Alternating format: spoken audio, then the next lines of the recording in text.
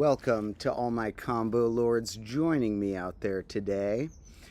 Good to have you back in my combo classroom on my bonus channel. Yes, this channel has more subscribers, but the best episodes are on my combo class channel as a reminder for anybody new stumbling by here. But on this channel, which in some people's preference is, some people like it more, because I'm a little more freeform and open, and we get to do things like live streams and discuss cool plans, cool discoveries, cool nature, and things like that, such as those topics we'll discuss in the stream today. Today, one thing I wanted to note, to get us out of the gate, is a few combo class announcements going forward. We will have a fun episode coming on the main combo class channel in a few days. I'm not sure if it's going to be longer before or after editing than usual, but it's a little more involved. It has many scenes, so it's taking me a little time to edit and should be out at some point during this week. Well, depending how you see this week, some people say Sunday's the start, some people say Monday's the start, and our calendar system's pretty broken in any case because I wanted to name this stream the 2023.5 stream, but it's only in some ways the 2023.5 stream. In other ways, yesterday's morning, as soon as the morning struck, was the beginning of the second half of the year. Would have been maybe at midnight at the time where it struck, from the 6th to 7th month. Might have been a time some people would have said, that's when we should do our 2023.5 special. But when you look at the amount of days in a year, there are 365 days in a year. You divide, in the average year. We're not going to go super leap year technical and say that there's about 365.24 and some places amount of days in a year. We're going to say in this year there were 365 days. Well, in that case, half of that would be 182.5 days into the year. And that is almost exactly when it is now. A few hours ago, I guess, would have been the midpoint of... Right now it's 4 p.m.-ish for me. The midpoint, we could have said, was noon on our weird clock calendar schedule that humans got going on these days, of the second day of July. So, although you want the first day of July to feel like the second half of the year, you've done 6 months. You got 6 more to go. Doesn't always work that simple. Half of 365 lands us on the afternoon of July 2nd, which is now. So now is actually the 2023.5 assembly, as I called it, somewhat jokingly, since we are in my combo classroom, and if I do a live stream that, some of them range on a particular topic. Some of them contain various updates that I want to give you folks and various fun facts I haven't shared yet, such as today. And those we may call, assemblies, and a cat's climbing up a tree. Cat climbing up a tree. Do you see that? Which cat is that? Hey. What's sassafras? Hey, Sass. What are you doing up there? The cats are crazy. Oh. Okay, he's going to the neighbor's yard. All right. So, pardon the cat anecdote or, a little excursion. We are going to have some little nature excursions today as well. After I give a few more updates, I do have some cool new plants to show you folks in the classroom, as well as some other cool natural sorts of things. There will be a little bit of math in today's episode, in today's stream, but for those who are mostly here for a purely consolidated mathematical thing, make sure to tune in to the latest episode I put out on the Combo Class channel in the description a few days ago, or I think it's been a week I put that out ago, even a little more than a week. This newer one I'll give a clue about what the next episode will be about, that's coming out in a few days, is about not only the story of Fermat's last theorem, a rare mathematical proof that was proven about 30 years before this date, but also about the further questions that would remain about how can you add powers of numbers. If Fermat's last theorem restricts certain exponents and base numbers from being possible, what is possible? What open questions could be the next Fermat's last theorem? So that we're going to look into that stuff in the next episode. There was also a large fire and a lot of other wild stuff in the episode, so that'll be coming out in a few days.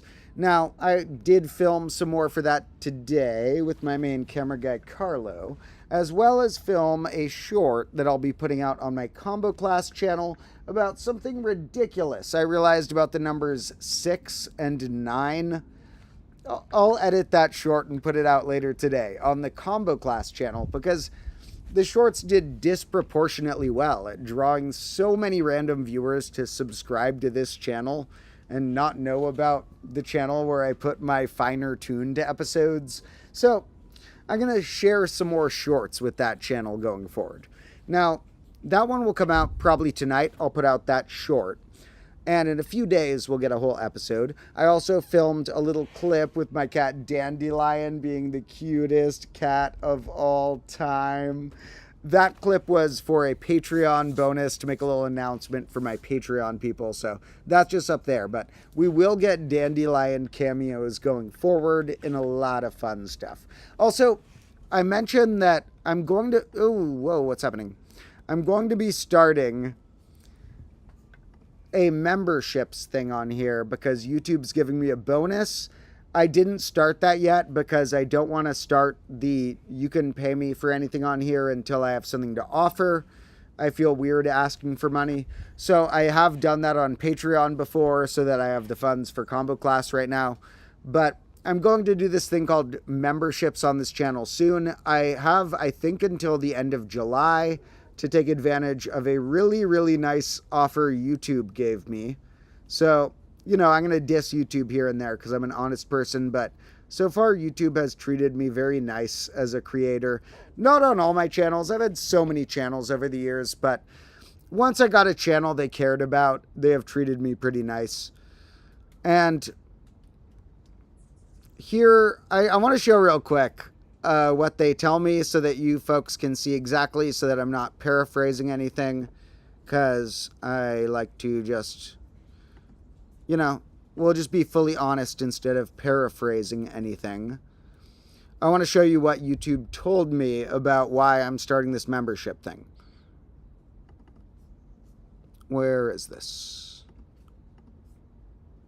Oh, like I've said, I've been training Carlo to be ready to help me on live streams on some more days. He's my main camera guy, and I'll be a lot better at presenting these streams if I'm not also the one running the tech.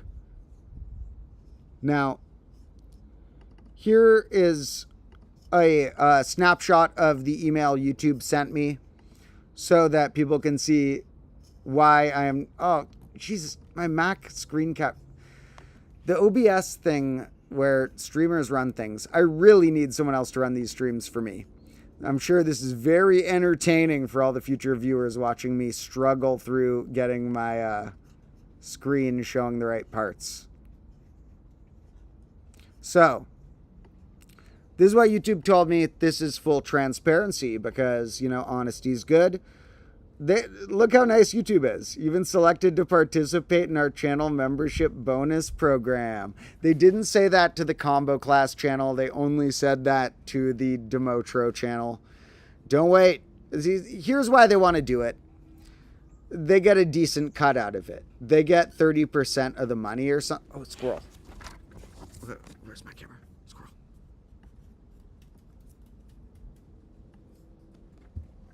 Where'd squirrel go? Oh, man. Went to the neighbor's yard. Never mind. But I guess now we have my face here for a while. I mentioned this. YouTube gave me this really nice offer, which is they're going to give me this weird bonus. It's like $500 bonus if you turn on channel memberships, and an additional $500 bonus if you release 30 unique members. Now, why am I sharing this? I don't like talking about money. Money is boring. I don't want my channel to be about that. I just like full transparency and stuff, and I do not have a lot of money, so that just people know that if you, when I set this up at some point this month, because I think I have apparently until July 31st to do this, if I set up a thing called memberships on this channel, and you need to sign up only temporarily, and you don't know if you're going to be able to do it long term, and I have a very low price amount I offer for one of the tiers, maybe some of you can help me do this thing that says if I get 30 members, we get a bonus. I know that is probably rude to share YouTube's info. I made sure not to share where the email came from or something, but YouTube should be fully transparent about everything. That's what they offered me, is $500 to set up this program called memberships, because they get about 30% of the money that comes out of it. And they also apparently offered me another $500 if 30 people sign up within the first month. So all I'm saying is that if any combo lords really want to help the dream come true, and us to have a combo castle someday, and me to have a whole team where we can make a whole awesome episode every single day and not a sloppy live stream, that you'll consider being one of 30 people to try out the membership thing for a month or two, and maybe longer, but just showing you guys the raw data, pure transparency. So I also have been offered a lot of brand deals from companies that I've turned down because I don't want to necessarily put an ad in the video that I am saying the ad unless I need to. I want you guys to trust my words. So I want, I'm only going to tell you guys, buy this product. Probably if it's ever not an ad, because I would feel really weird like taking an ad and just like telling my viewers, buy this thing or whatever. I've gotten a lot of offers that I've turned down. So you know how it is to be a human and survive. I live in my parents' house, and someday I would like to move out. And the other thing that supporting us on things like Patreon or the memberships does is that it makes sure that maybe I'll somehow be able to dodge the trap that many YouTubers are forced to do. I can't blame them, but it's pretty cheesy. I don't blame them, blame the system, but you gotta hate when you watch a YouTube video and they jump into a sponsorship and they're just like, and when they try and kind of make it funny and weave the gap into, okay, now you're selling me something instead of telling me the information. So yeah, that's the main thing that helping sponsor us does, is help us hire all the combo class stuff and fund it without needing to do that. So that's all of the update on that front. As far as other fun things coming soon, apart from that short, I have a bunch of other shorts that I filmed but still need to edit that will be going on both the channels. Both this channel and my Domotro, or this Domotro channel and my combo class channel will be having a good amount of shorts going forward this month, because those do so well at drawing the people to here. I don't like the shorts as much because I don't think I can teach people as much in 1 minute. I think I can teach them more I think there's not an exact cutoff, but many topics take me about 10, 20, 30 minutes to feel like I have accomplished teaching a solid chunk of them. It's very rare that I feel like I can achieve a solid chunk of something in a single minute, which is what shorts are restricted to, let alone them being the worst dimension. I don't want it to go this way. I want it to go the other way. I like videos that are this direction, not this way. I don't watch shorts. I never go on the shorts tab myself. So I am going to make more because they're a fun challenge to turn a certain idea into a single minute thing to hook a random stranger, more often a younger audience draws in from the shorts, not always an audience that draws toward the main content, but many of my good fans have come from a short and eventually discovered we have bigger things going on. So, I don't know. We're going to do a lot more of those this month because they've worked quite well, and we're going to share those with the Combo Class channel as well. Now, somebody asked if I read chat. I do at times. I read my chat and reply to it when it's the right moment during our stream. I'm not going to spend the entire time looking at it because it's far more engaging for any future viewer if I'm going from topic to topic and then taking a moment to look at the chat.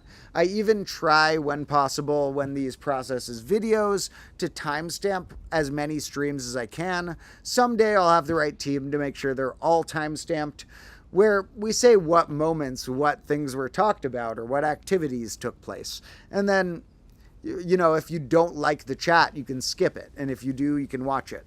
So I'm not going to be overly focused on the chat in any of my streams due to it being better to have future viewers have a product they can sometimes watch. But I do like to read the chat, and people can always leave any questions or thoughts they have. You got any other questions or thoughts, leave them in the chat. We are going to talk about some other fun, kind of random topics today that not everybody's going to be interested in, but it's going to relate to some game theory mechanics about some strange games. Now, I'll admit, there's a game I was really into as a kid that I suddenly re-looked at the math at and got kind of re-hooked on. Not nearly as hooked as I was as a kid, but I was watching a lot of resources of articles and YouTube videos and stuff about a particular sort of complicated game that I used to be really into that I want to talk about later in the stream, because although I'm not going to be into it in a similar format to what I was in before, there's some interesting math within many things. And of course, you know, we like to mine a little bit of philosophy and other subjects as well. Oh, thank you so much to whoever gave a little donation and said that it's the best educational channel. Really, really appreciated.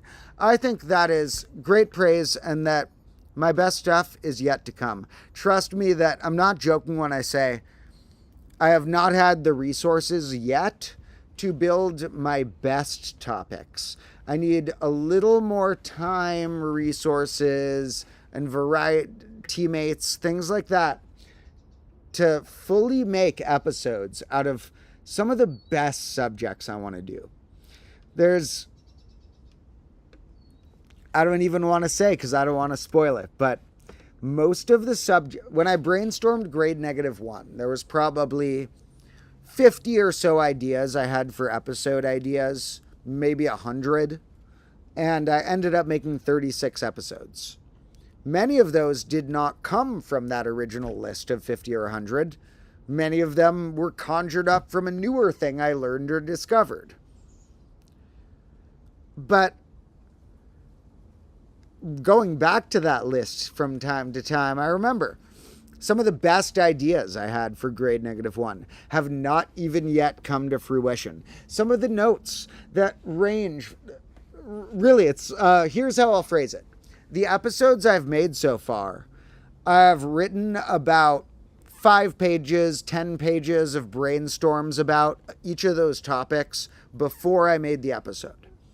There are other topics that I've written about 100 pages of brainstorms that I have not made the topic about yet. And that's because I get perfectionist about certain things. I'm also perfectionist about my writings. But very soon, I wouldn't be surprised if it was this year. I would say very likely it's either this year or next year. I'm going to start releasing some fiction works of mine, places online as well. I will show you what website at the right time. I'll make a notification for everyone about this is where the fiction works are going. And they are quite mathematical and quite philosophical or scientific or whatever you derive from this channel. But they are also just another side of me that you may not quite fully know yet. Now, somebody said no an ad. If you're referring to something you saw right now, you probably had a glitch, or maybe my internet got weird or something, because I do not put ads in the middle of the streams. I do have to, like, I don't make that much money from Combo Class. That stuff I showed earlier about that bonus I would get from YouTube. If I get both of those bonuses that I showed, that will, like, almost triple the income I'm going to make next month. I do not make that much money from Combo Class. I live at home. I don't own a car. By home, I mean my parents' home. I live in a tiny room and this corner. I don't have a car. I rarely eat out food. I have very cheap clothes. I don't have much money or anything, but so I need to put ads on certain things. I still can't bring myself to put ads in the middle of the streams. So if you ever see an ad in the middle of the stream, it's either my stream glitched, or your internet, way more likely your internet glitched, or you refresh the page or something. If you refresh the page, there could be one. If not, there won't be that type of ad, because in the middle of a stream, I want it to be a free-rolling roller coaster where you don't know where we're going to go. You don't know what type of little wildlife we might look at. What's behind that whiteboard? Something cool behind there. It's a new state of something cool that you don't know yet. And what types of new math we might discover. Or what strange history and other mechanics of scientific things we might discover. So, okay, there is, I will admit, a hole in this globe now. This globe wasn't necessarily fully my fault. We'll see it later. Okay. This globe got a little thing. However, this globe's still fully good, and this globe is mostly good. Now, thank you to everybody who has been joining me in this one. Somebody said, have I thought about Prime Flip? And I think this is someone who sent me an email. Yeah, sorry to anybody who I haven't gotten back to on any emails related to, like, proofy things they've sent me or cool findings they've sent me. Always feel free to send me that stuff. I will not be bothered if you often send me more and more random thoughts, findings, questions, whatever. But I can't guarantee answers because it's so hard to manage every component of the combo show right now. And so, someday when I have somebody to be helping me with more parts of this operation, I'll be more thorough on getting back to all of the emails and such. But I will get back to more prime flipping thoughts before long. That was a little mathematical idea that I invented a little bit ago. Invented is it's a hard word to say. Like, what do you say? Invented, discovered, what? What's the word for when you found something simple that other people have probably thought of before, but that you don't know the name of, and you found it, and you're not sure if it has a name yet? So it's like you want to call it, like, invented or discovered, but then it feels a little cocky because you're like, it's a simple enough idea that I'm not going to be like, I invented this. So, I don't know. There's a thing called prime flipping that I was playing around with. In an earlier stream and or video, I mentioned this, and I will get back to those thoughts, look more at the data that I got sent by some awesome folks. Thank you, Mike. And I will look at some more thoughts about how we may go further with our prime flipping. Somebody asked if I know Vedic math, or I don't know if I'm pronouncing that right. That's another way of doing things like multiplication, as far as I know, and or division or addition and things, patterns in tables and things that look cool. Let's see exactly what that pulls up, because a lot of people use that word to describe other concepts as well. I feel like this is a word that... Okay, so there's also a particular book it's probably based on. Vedic Mathematics was a particular book published in 1965. It might be Vedic or something. probably pronouncing it wrong. Now, here's the thing. A lot of these are really cool, and I will look at them, and some of them are cool numerical shortcuts. Other of them are just like, that is a name. There's no need to attach that name to every single concept. So there's cool ways to do things with this system of, I believe, multiplication, addition, and division and stuff. I'll look more into that. I don't know a huge amount about the Vedic multiplication or whatever, but I do know sometimes I'll say a separate number theory thing, and people will say, this is actually that. You're actually talking about that. It's like, well, okay, that is also describing the thing I'm talking about. But like if I say how to multiply two numbers and the algebraic pattern that must be generated by the algebraic field of those numbers or whatever, I'm not referencing or using necessarily that particular thing. Maybe they are just describing the same thing. So I'll look more into what that way of multiplication, or leave a comment if you have any other operations or formats of which I should look up of, Vedic, division, addition, what exactly are the coolest operations that this system has unique ways to do. Now, so I will look further into that. There are some cool patterns in that, I'm sure, and some of them may have been originally discovered by that. The only reason I'm skeptical about it sometimes is that it's a comment that's thrown out in conjunction sometimes with people who think that a particular thing about numbers means something wholly about the universe, which could be true. But what they sometimes say is a particular thing about the way the digits look in base 10 must be wholly to the universe. I don't know if that's true.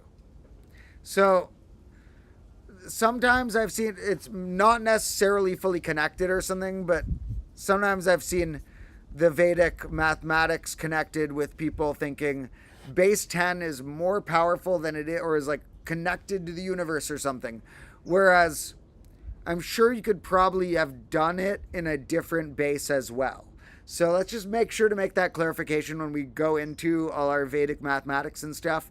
It's probably a cool way of doing arithmetic that may get some people overly conflated on base 10 doing cool things, as opposed to knowing this would probably also do that if we were in another base. As my deepest combo lords know, I am somewhat of a base 6 lover. I have not changed. I still think base, and actually I did change from about a year ago. And from before that, 10 years ago, for all I knew, base 10 was the best system. 5 years ago, I thought base 12 would have been the best. But now I know base 6 is the best. And I think that only struck me 2 or 3 years ago. It took a while for me to realize that 6 was much neater than 12. We'll do further episodes about the exact reasons, but for anyone who wants to think about what makes a base work, let's note that 6 is extra special with primes. And in a base, let's say numbers that are a factor of the base, or numbers that are 1 under or 1 over or equal to the base, are important. Well, then 6 covers the primes 2, 3, 5, and 7. 2 and 3 are its factors. 5 is its under neighbor. 7 is its over neighbor. So think about on your own before we bust that open in some future episodes. Based on what 9 can do and 11 can do easily in base 10, and based on what 2 and 5 can do easily in base 10, 2 and 5 being factors of 10, 9 and 11 being neighbors of 10, we could say that base 6 has factors or neighbors for all of the current one-digit primes. All of the primes under 11. Pretty useful. Now, is 11 cool? Or is 1-1 cool? Don't always mix up which is cool. 11 is cool as a prime. 1-1 is cool as the representation a number one larger than the base you're using has. So, now, somebody noted base 50 Fibonacci sequence is quite cool, and maybe we'll take a look at that in a bit. And let's see what else we will discuss. Before we jump into the game theory-ish stuff, I wanted to talk about a cool finding I had here with our nature in the combo classroom. So, combo lords may remember, I introduced a potato plant. And this potato planter, well, okay, just planter, not just, oh God. In this planter, and the potato plant, unfortunately, had some chaos happen to it. A few clocks fell on it, maybe some cats were jumping on it or something, I don't know. The plant itself grew a lot of green things, which then further died. There were a few earlier today, but we have buried it further with dirt and soil. Because we found something else. When I was filming with Carlo today. Now, I filmed this. So, okay. Let's see. How am I going to do...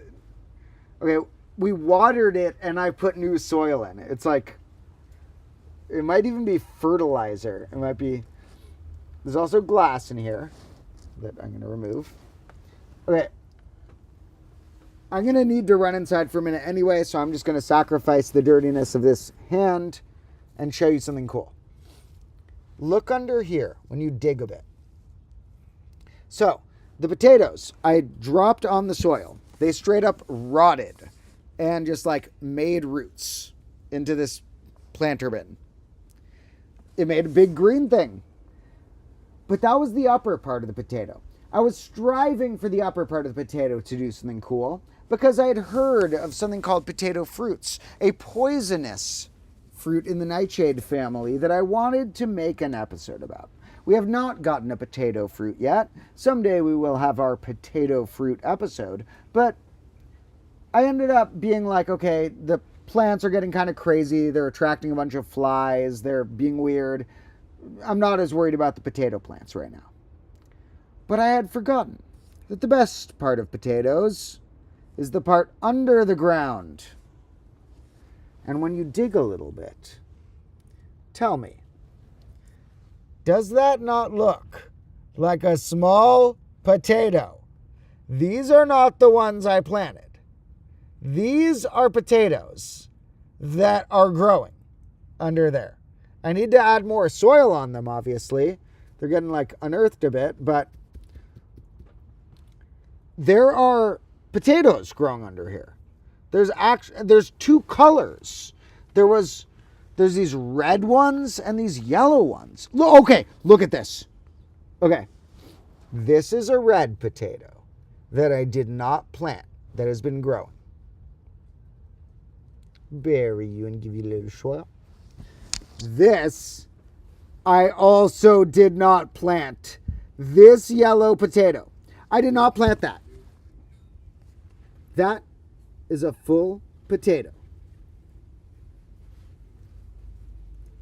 And that right there, we could even try cooking sometime on a campfire. Can you see that? Okay, let's make sure we get a good view of that. That yellow thing right there is literally a potato. We're going to have to cook that on a campfire or something once it's a little more fully grown. So, maybe the potato plant was doing better than I thought. maybe when I thought it was doing so well, its greens were doing well, but the true potato underneath hadn't actually reached its full potential. And maybe, now that the greens look like they have done worse, it's doing actually just as good as ever. Maybe it'll need to regrow some greens to reach some sunlight. You know, those got a little crushed in a few scenes, and we added some soil and water and stuff. But those were potatoes. That's so cool. So maybe we will be able to cook a homegrown potato at some point. Now, I don't know how potatoes always reproduce, but I put different types of potatoes back there. And from the two different types of colors, the yellowish one and the reddish one, I think both of them worked at replant. I think multiple types of potato, possibly every potato I put in there that were of up to two colors, even though I didn't bury the potatoes, they were sitting on the soil, getting rained on, making roots, created a reproductive system extension and grandchildren and such. So we'll see. That's pretty neat. Made me realize, I mean, it's good soil I put in there, but are potatoes easier to grow than we realize? If you have decent soil on your land, could you just throw potatoes on the ground and let them rot and they would plant potatoes? It kind of seems like it. Kind of seems like the fact that there's not potatoes in the soil either means humans are over destroying too much about something that lets the potatoes do this and not just letting it do its thing in the back, or there are potatoes under there all along and you just haven't looked, or both. So maybe we'll cook one of those on a campfire sometime. In fact, there's a chance we'll do a campfire today. And it might be the last campfire for a bit, because I'm going to clean up the classroom a little bit more after a few mildly chaotic filming sessions. There's some big fires in the upcoming episodes. Now, we might do a miniature fire in the stream or not, but in any case, some point not quite today, we are going to cook that potato and eat it. But not if we grow a potato fruit, we won't eat it. Those are poison. Also, if you see a random tuber in the ground, don't assume it's a potato. Do a lot of double checking before you eat it. Now, so Stick is saying they do best when buried in mounded rows. Now, that seems like a better, more logical suggestion. We are going somewhat chaos theory on it. Our proof is less the ideal way to grow potatoes, and more so a proof that potatoes are surprisingly sustenant. Now, another topic I want to talk about is some interesting game theory-ish things related to something not everyone...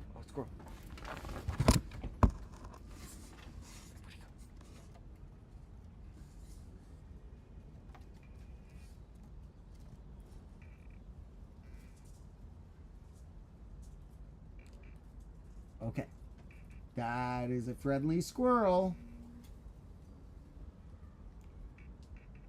All right, I had to run inside right now anyway to use the bathroom. I'm going to try and see if I have a nut to bring the squirrel on my way back. And then I'm also going to bring a rare prop from my past. And then we're going to look at some interesting little concepts. But to anybody who ends up leaving... Oh, it's his friend. I don't know if you saw that, but it was the second one. It was a different one. So, to anybody who has to leave early, I'll have a new short on the Combo Class channel later today. And I will have a new episode on there. A nice, cool one about what's beyond Fermat's last theorem at some point in this week, if you count Sunday as already being part of the week. Some point in the next 3 or 4 days. Now... until then, I'll be back in 3 or 4 minutes. And for anyone who does have some time to stick around, you might enjoy some of this game theory stuff, whether it's that you think you'll find some math in it, or that you want to see a weird flashback from my past, or whatever. So I'll be back shortly. I will also try and bring a nut for the squirrel. Actually, wait. Squirrels. We need to do a pluralization episode sometime, though. Pluralization is so messed up.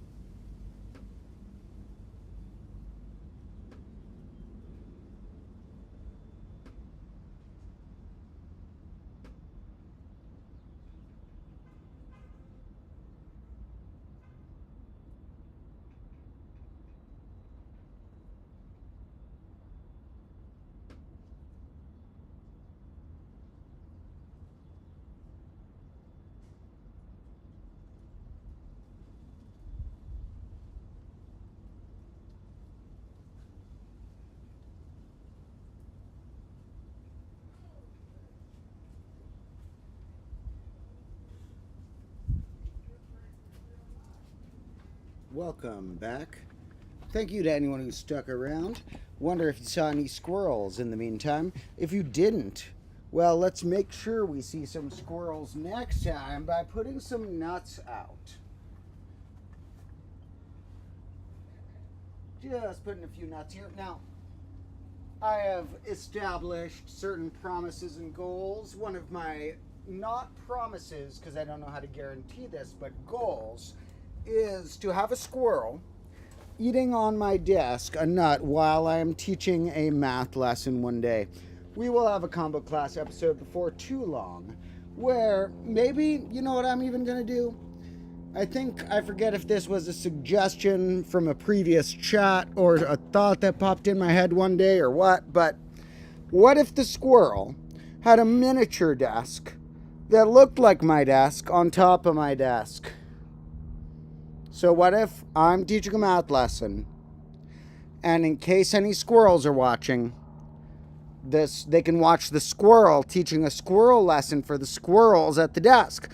The squirrel can be on my desk with a miniature desk teaching a nut cracking tutorial for any squirrels. All right, so we'll see. We will befriend them further and further. Somebody said, am I interested in talking about casino gaming odds? I believe I talked about that in a previous stream. I will give some quick thoughts about that again. I didn't go super deep in an earlier stream, but I did mention some thoughts. Here are my general thoughts about casino gambling odds real quick. Playing a gambling-esque game can be fun, such as poker among friends. However, it can be quite addictive, not an issue I have fallen into. I have had other addiction issues in the past, but not with gambling. But other people have fallen down that rabbit hole, and it has taken over their life, so you must be very careful about the thrill it gives you to do that. In any case, odds-wise, playing poker with friends, you can almost consider it 50-50, because if you don't know if you're... Oh, squirrel. If you don't know if you're... Okay, maybe it's going to go for the nuts. You want some nuts? I put some nuts out for you, mister. But if you don't know the odds against your friends, you don't know if you're better or worse than them, and all the money's trading between friends, it's sort of like a net neutral. You're like gaining or losing an unknown amount of money between friends. With a casino, you can actually calculate it a bit more. But here's the thing. You can go to a casino and you can play poker against other players. If you think you're a really good poker player, there is a circumstance in which you can be a poker player and play poker against other players and think you will have better odds that will get you more than 50% of your money back. I mean, more than 50%. Wait. More than 50% chance of getting your amount of money or more back. Getting your money or more back on average. But if you're playing something that's not poker, and you're not a professional poker player, and you're playing, whether or not you're a professional poker player, playing any game that's not poker, at a casino, you have less than 50% odds. There is no game in a casino that gives you more than 50% odds on a consistent basis. Factually, none. So you will never come to a math channel ever and find a mathematician who tells you slots is the one that gives you more than 50, or roulette is the one that gives you more than 50, or blackjack's the one that gives you more than 50. There's a mild exception with blackjack where if you count cards, you can increase your odds beyond a threshold that normally playing blackjack due to maximum odds at a table, dependent on the casino's policy for certain payouts, will give you somewhere from 47 to 49.5% odds when you play perfectly, depending on the casino. There's a few percent. Some will give you almost 50% odds when you play perfectly. Some will give you less, a few percent under that. But it's never more than 50 unless blackjack has a mild exception of counting cards. Trust me, I have practiced counting cards with friends. Not going to say if we ever tried it or not, but I've practiced it just for fun, for a mathematical hobby.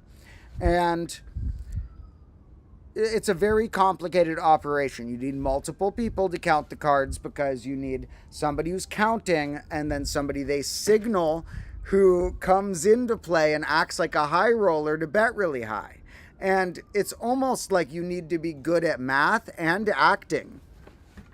Not saying I'm bad at both, but there's no reason to try counting cards, because your best bet is getting like 51% odds on a game instead of 49% odds. Playing it so efficiently as like a business plan that you're counting cards is like your two-person job of you and a friend making this whole operation and job out of it to get 51% instead of 49. Now, maybe you can milk that into a profit. Money's boring. You can have an easier time turning a profit and not thinking about money, probably. I don't know. I don't have that much money, but I will not be surprised. All I'm going to say is I think there's a more than 50% chance that I'm going to be rich someday, because I like working hard and helping people, and I like finding ways to hustle and work hard and help people. Not hustle just to make a quick profit. Hustle for a long-term building of a community. So, I wouldn't be surprised if I'm rich someday, but if I am, it's not going to be from gambling. Because the odds will always be less than 50 in a casino type game. Now, even further, I must note for any younger viewers, there's all these casino slot game websites that are popular now. A lot of people stream on this other site that is called Kick, not Twitch, not the main other one. This other one called Kick is blowing up, that is powered by this operation called Stake that promotes gambling to kids and stuff. Not that cool. I'm not saying that somebody who streams on Kick is a bad person or anything, but that the overall operation is quite likely to have something scummy about it, based on the fact that it's funded by promoting gambling to kids, and there's some weird mystery links between how they're so rich and how they got the money. So, let's say that if you are a younger and impressionable viewer and you watch any stream like that, know that if you see a creator, you can count me in the future. I'm not going to do this, but whether or not I do this in the future, any creator, including me or not, who looks like they're playing a gambling game and winning at some point, it's probably a trick. Actually, no. If I do that, I promise you. If there's a weird... I need to give myself the leeway of... If I actually have a weird dice roll, because I like rolling dice and stuff, I promise you that I will tell you if it is an accurate dice roll. And if you see it and I don't say that was a joke, it was a weird statistical thing that actually happened to me. I like real world content. I like old school YouTube. But, oh my God, what are the squirrels doing? They might not have even... Something broke a branch off the loquat tree. Okay, probably neighbor. So, even with all that, I'm going to wrap it up and say my overall point is that with those overall gambling sites, if you see someone, whether it's me or not, do something that looks like it's gambling, it's probably fake. And not... I'm saying whether it's me or not to be like morally high ground, but I promise you guys, I will not lie about if I do anything. I'm not going to be the one lying, so don't worry about that. But in general, if you see a creator talk about, you see them spinning some wheel in a vague way on some gambling website and winning a bunch of money, they probably were programmed to get better odds from the casino. That is not a conspiracy theory. I'm not a conspiracy theorist. I'm not somebody who says the earth is flat. I'm not somebody who says that there's an Illuminati running the globe or whatever. But if I had to pick a type of conspiracy theory that I do believe in, I would say that I believe even more odds than are factually provable. Some are even factually provable. And I believe even more than that are rigged. When you see a gambling website giving a creator, when you see them playing the website, I think they're running a different version of the website that gives them better odds. So do not trust online gambling, because not only is it automatically a worse version of a casino that is already a worse version of less than 50% odds. You play at a casino, you get less than 50% odds. You play at an online gambling site, at your best, it's copying that less than 50% odds. At your much more likely worst, they're ripping you off. Do not online gamble. So, now, obviously, anyone who does it, I don't blame you. Do whatever you want to do. But for my young, impressionable viewers, it will not make you money on a long term.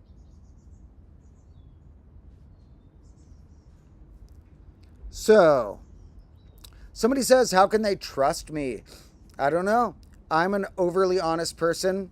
Hard to know how anyone could trust anybody. You can ask me any question you want, though, and I will tell you as a human that I went through a big change a few years ago. A few years ago, I had a phase where I was drinking a lot of alcohol, kind of hating myself. I hadn't yet known the way in which my body needed surgeries for my legs. So I was in a lot of pain without knowing why. In fact, I was being told by doctors that it was almost my fault I was in pain, that there wasn't a bone issue when there was. But I went through a very dark phase. And so, squirrel's back. I wonder if he ate a nut.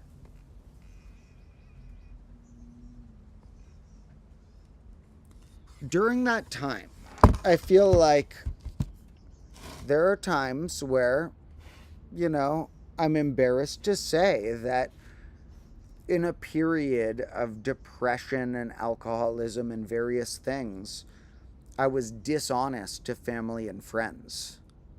And all the family and friends who I was dishonest with, I have since talked about and clarified and made the untruths into truths. Ever since then, I haven't made a whole video about this yet. There's kind of a little bit about that in my little documentary that I made for Grade -1's finale. But I almost died in January of now, is it 2.5 or 3.5 years ago? It's 2.5 years ago. So, in January of 2021, I'm not going to go into the whole story right now, but a lot of bad stuff happened to me, and since then, I have been overly obsessed with being an honest person. I know you're going to think I'm silly, but I actually think. Okay, roll back the tape, because this is a rare, I gotta say it. I say this as a joke often, but I often actually believe that someday aliens might be able to flash back what has happened on the worlds, see the state of the universe in a particular local region, and see the state that the universe had been in at a previous state in that local region. And I want what I say to line up with what I do. I think the aliens are watching me. So, I know that sounds absolutely absurd. Do not use that as evidence that aliens are currently visiting Earth in some weird conspiracy theory. I don't even know if aliens have ever been to Earth. But I think someday aliens will be able to backtrack the time and look at where it was at. And I want to be honest. So, I'm honest for the aliens. So, if that's not enough for you folks to trust me, I don't know what is. Now, overall point of that, since we got sidetracked with the gambling thought, was that you don't want to spend a bunch of money on wasting money on gambling. However, the next subject I'm about to talk about could be considered gambling-like. And it's not gambling, but it is a way in which people invest money in a fund for a similar type of thrill that gambling could give in a much more methodical, mechanical way, which is trading card games. Now, I haven't gone into this much. A lot of people are going to hate this, but give me 5 minutes before you hate it and quit it. So, I used to be really into games of all sorts, and I still am. Now I look back on that, and there were times in my life where I almost regretted certain games I used to like. Now, I'm not a video gamer. Many people may think I meant a video game that I was playing, but not really. I like board games, I like card games, I liked mathematical sorts of games. Some almost abstract enough that many of you wouldn't even consider it a game. Many of you would consider it a two-person equation. But, well, okay, so the squirrel is doing something funny over there. Oh, God. Squirrel, what are you doing? Okay, yeah, they're on the trampoline, so he's just, squirrel, nuts and nuts. Oh, there's both of them. Okay, so one's up, I don't know if you can see them. Can you see, where's my camera point? Okay. One's like going, oh, I doubt you can see them really cool. One's behind the bamboo, and one just climbed up it. One's right behind it.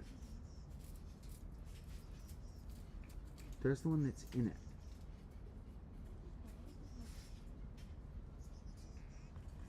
Okay, I'm gonna throw them a nut. Oh my God. How many squirrels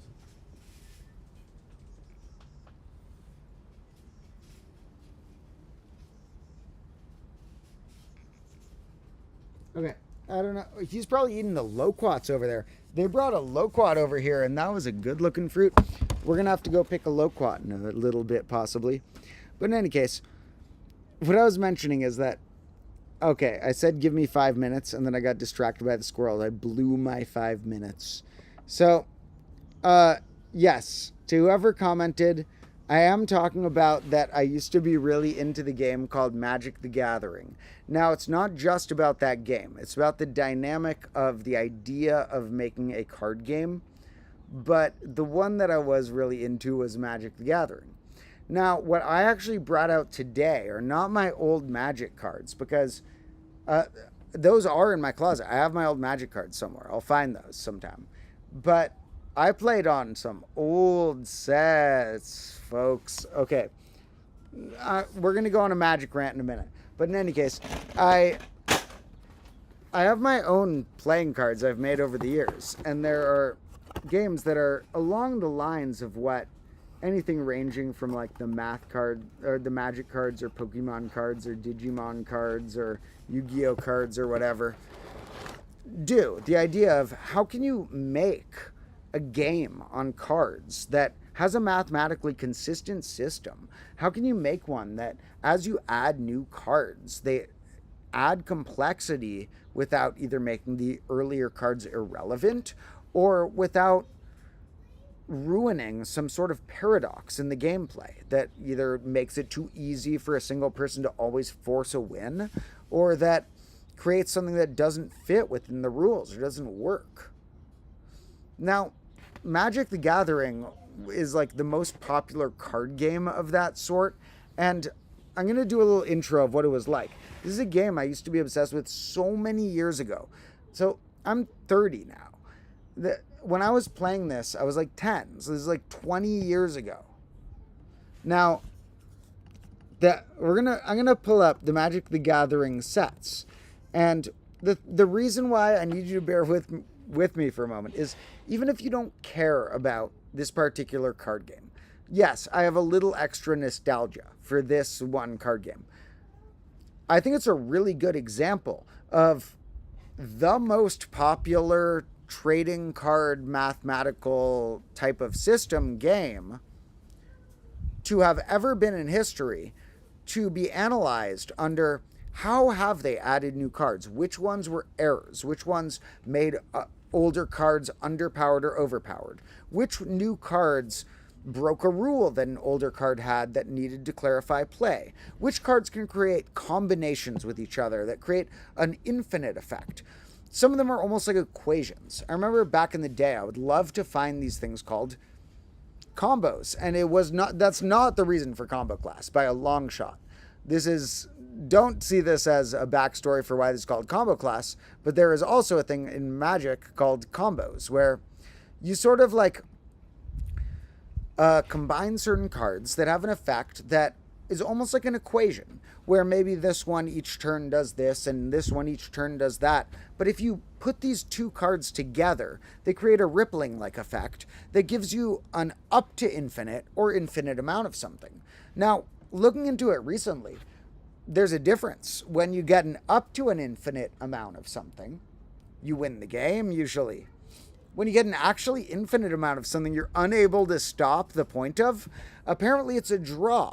Certain cards hit each other in an interaction that must force a draw. They've made, I think, about 10,000 cards or something, so they're gonna have hit something that hits a problem with another. They ban some from being too powerful, but they don't want them to have like a paradox. So there are some, though, that force a draw by causing an infinite loop.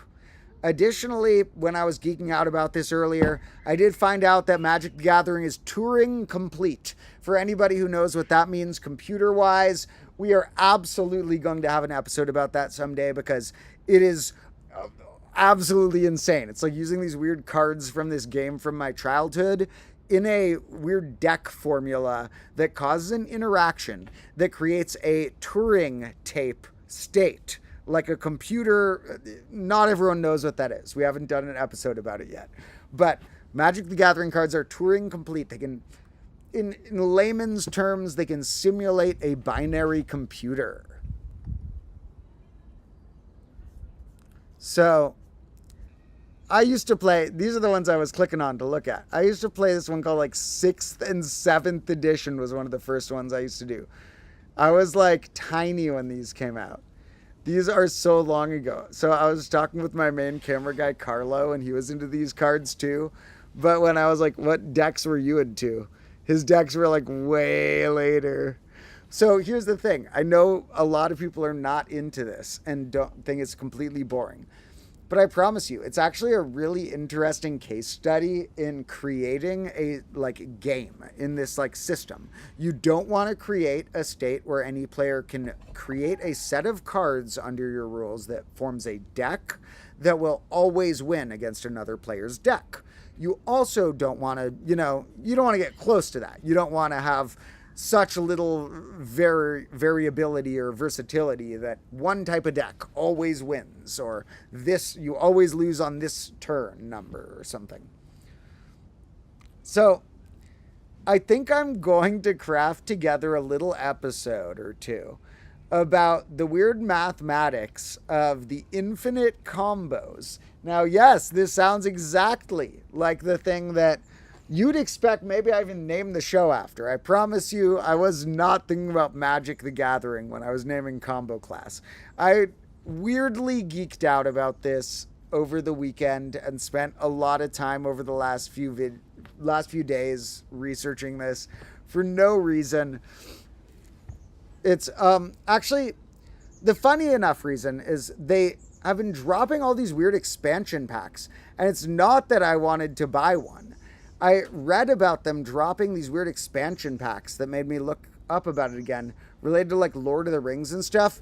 Those are cash grabs. Those are not real. Those suck. Do not buy the like Lord of the Rings one. I like Lord of the Rings. I like Magic the Gathering. That's a little cash grab they're doing right there. It's like reformatted card, same card, just like Lord of the Ringsy name or something. But they're doing all, the company that runs it is kind of scammy. Not like scammy. They have a good system, but just they're making a ton of money. They are not hesitant to put the money first occasionally.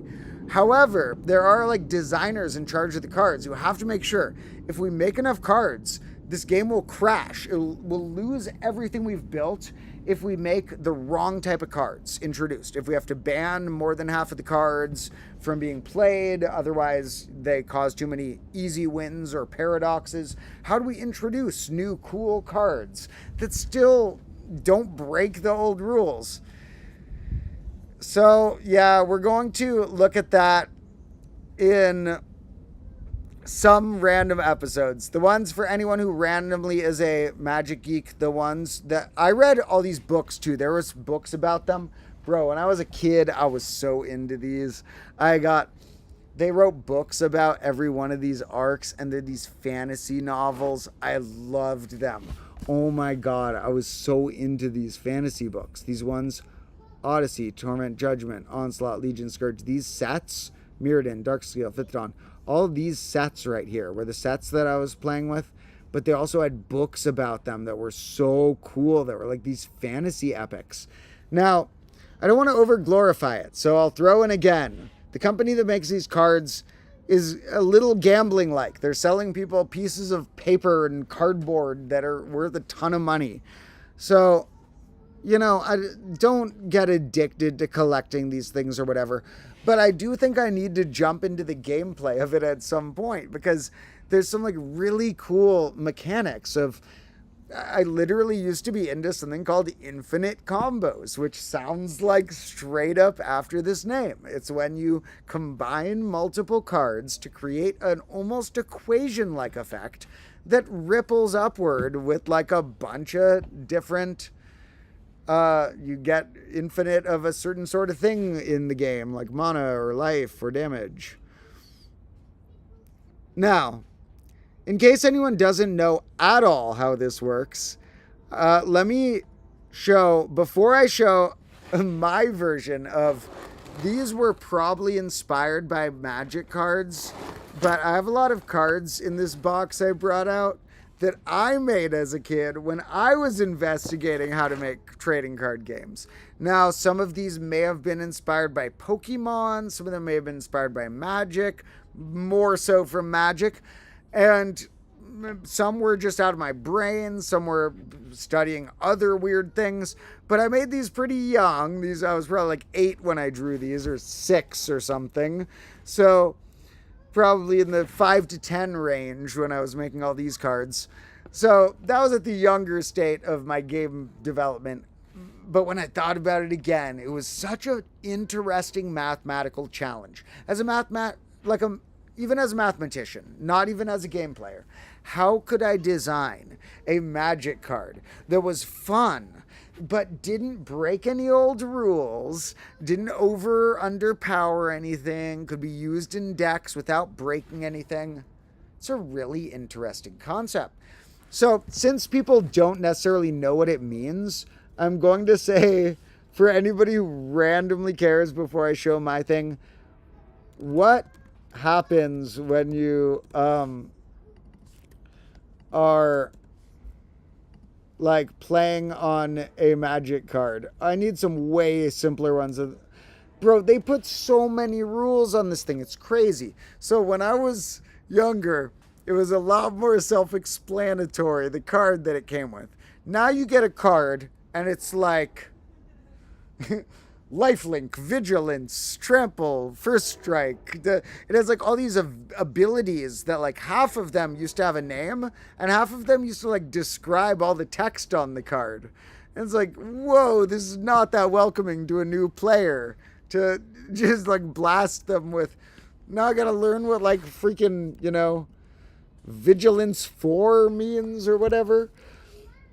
But let's look at a certain type. Let's look at all of the Magic cards that are cats.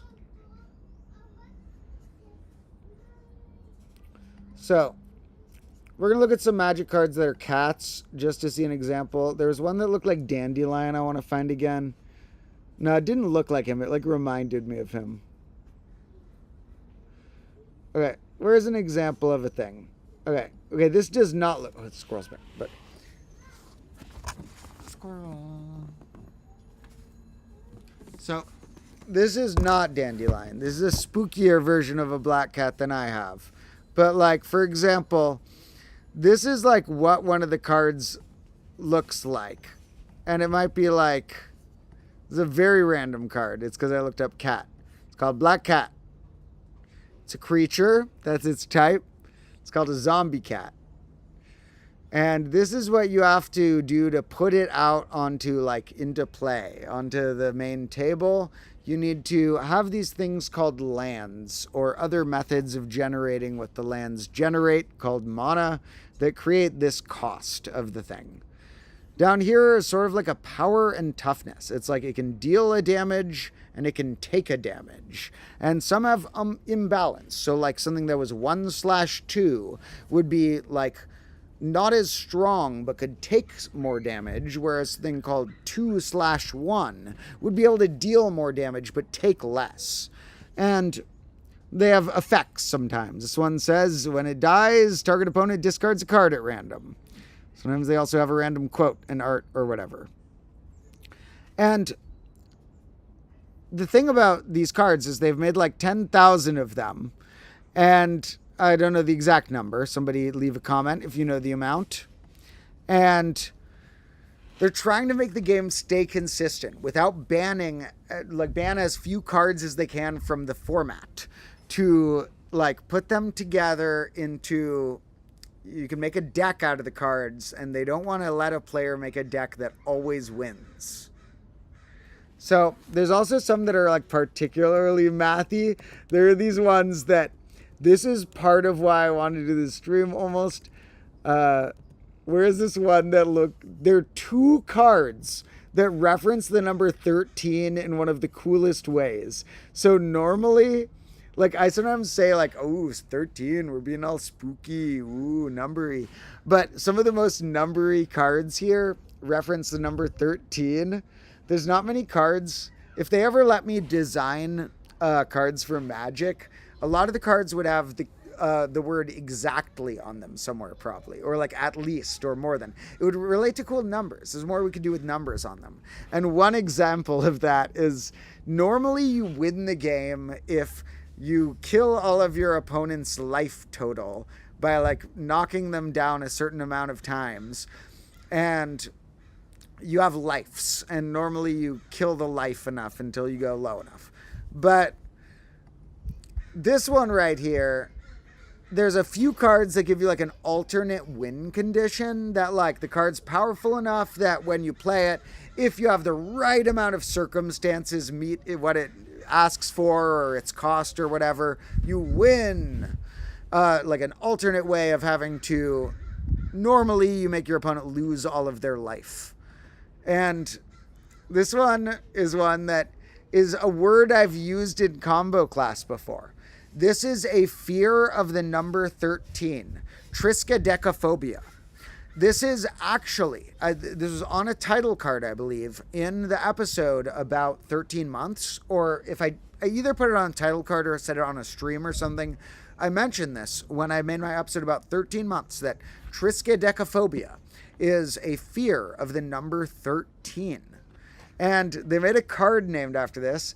This cost of 3 and this skull means that you need to pay 4, 3 neutral-ish ones and one of a certain type to make it do its thing, and a certain type called an enchantment. And then here it says at the beginning of your upkeep, which is like the start of your turn. Okay, I'm going to say this in simplest, they write it complicated because they don't want glitches. It's almost like you write a proof because you don't want the proof to go wrong. So they don't want an exception. Now, I'll say it in layman's terms. At the start of your term, if any of the players have exactly 13 life, you have a life total that starts at 20, and it can chip down or up. And if you're at exactly 13 life, if any player, they lose. And then you get to pick if each player gains a life or loses a life. So you can like tick them toward that. But you have other cards that could try and like attack you toward one way or another. Now, what about this other one? They even had another one called Triskaidekaphile. And this is... you have no maximum hand size. Normally you have a hand of cards and you can only have 7 normally, but this says no limit. And it says, if you have exactly 13 cards in your hand, you win the game. And it has this weird ability to draw a card. And this is called Triskaidekaphile, which, while I don't think I've used that word in the combo class show before, it is an actual combination of word roots that logically means somebody who loves the number 13. Because the Triskaideka is like try. This is a weird little word root merger. Deck, 10, deck, decade, there's like decks.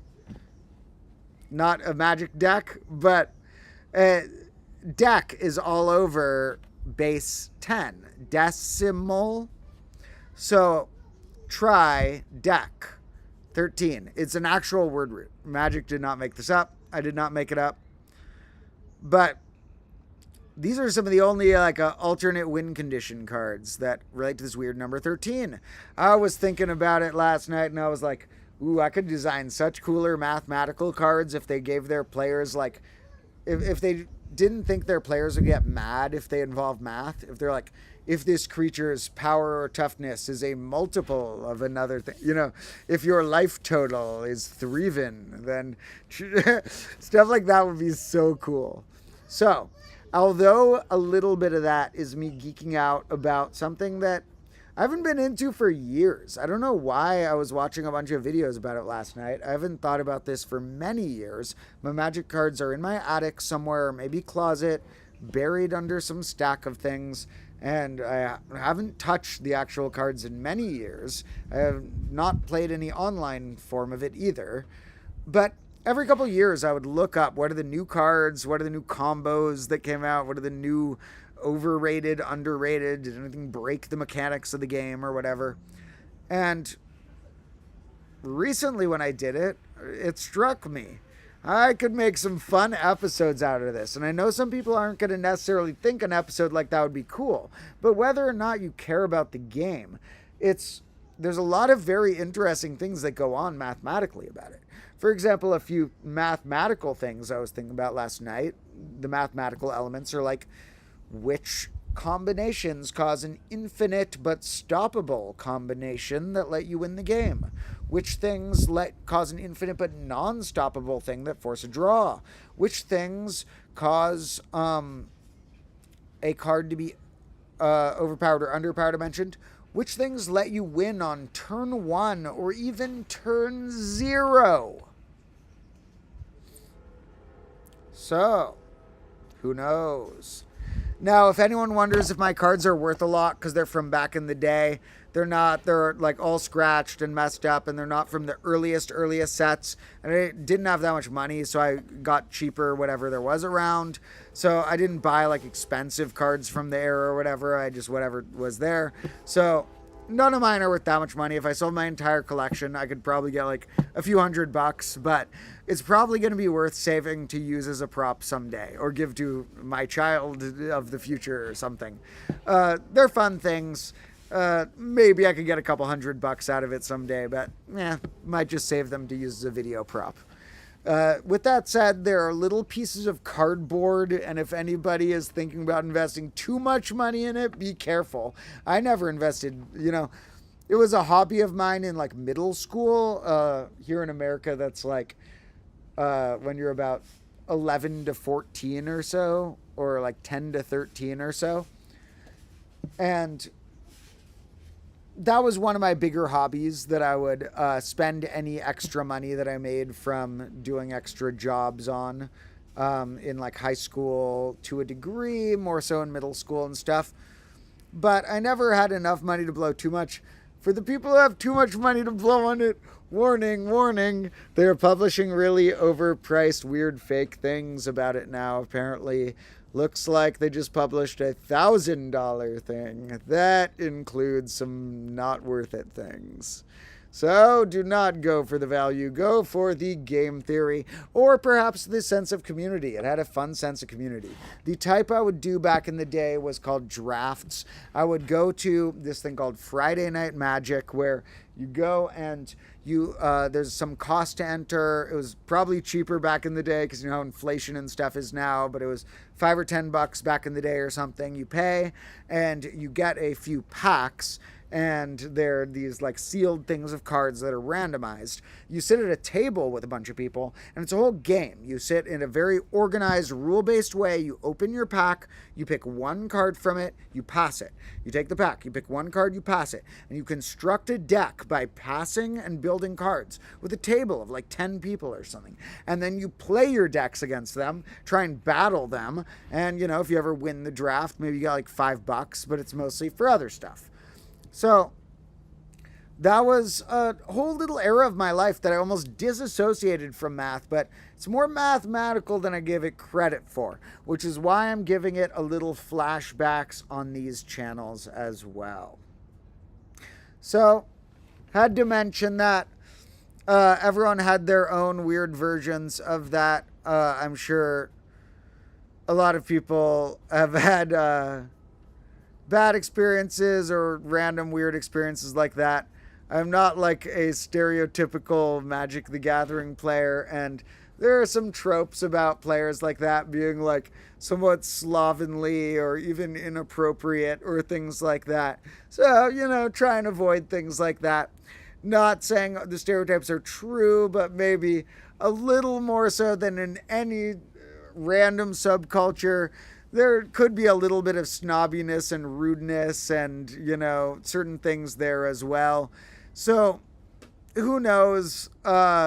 Be careful if you jump into a scene like that. I'm not going to jump into the scene, but I might reach out to some of the other Magic the Gathering YouTubers, because I was watching some random channels last night, and there's a bunch of channels that make like Magic the Gathering content all day. And while, don't worry, folks, I'm not going to do that, I do think it would be fun to feature one of those people and interview them, and interview somebody who knows a lot more about game mechanics based on the questions I would like to ask about what they think about the way in which like infinite combos have evolved, or deck construction, or which turn is averaged for the first win changes, or things like that.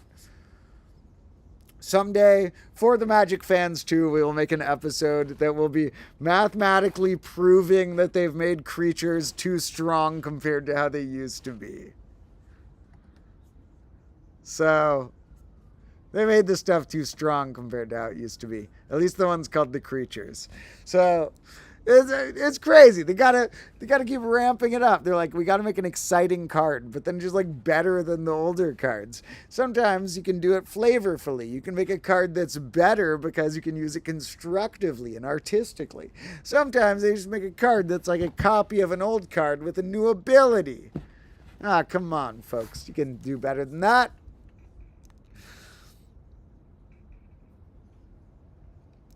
Now, so that was very random tangent. I know some random fans who watch this later will be excited about that, because two times it's been brought up during my channel are that the symbol for the golden ratio phi, although often called phi due to that being a way you could imagine it being pronounced. In fact, I am going to even say that while some people are snobby about the fact that it's got to be phi, it shouldn't be phi, that if they have to stick to their guns like that, that they should, I call it phi because it is more correct. But to people who are snobby about that, I say that, do you call pi p? Because that, the same way that was more pronounced phi, that was more pronounced p. I don't think you call that one p, the math number pi. So maybe don't be that snobby about people having to call it phi, but I call it that because it's a little more technically correct, back what old Greek things used to call it. And this symbol was a magic symbol that means instead of having to pay a land, you get to pay 2 life or something along those lines. And People call it Phyrexian mana. And I only realized a day or two ago that thing that people have been... I don't even think people who are commenting this necessarily realized it. That the thing they were commenting, Phyrexian mana, which is like... The Phyrexian is like the main part. It's the mana symbol for that, but it's... Phyrexian is like a name of a thing in Magic the Gathering, a type of creature and landscape. But here... Did you realize that the first 3 letters are almost definitely from the fact that is called Phi or Phi?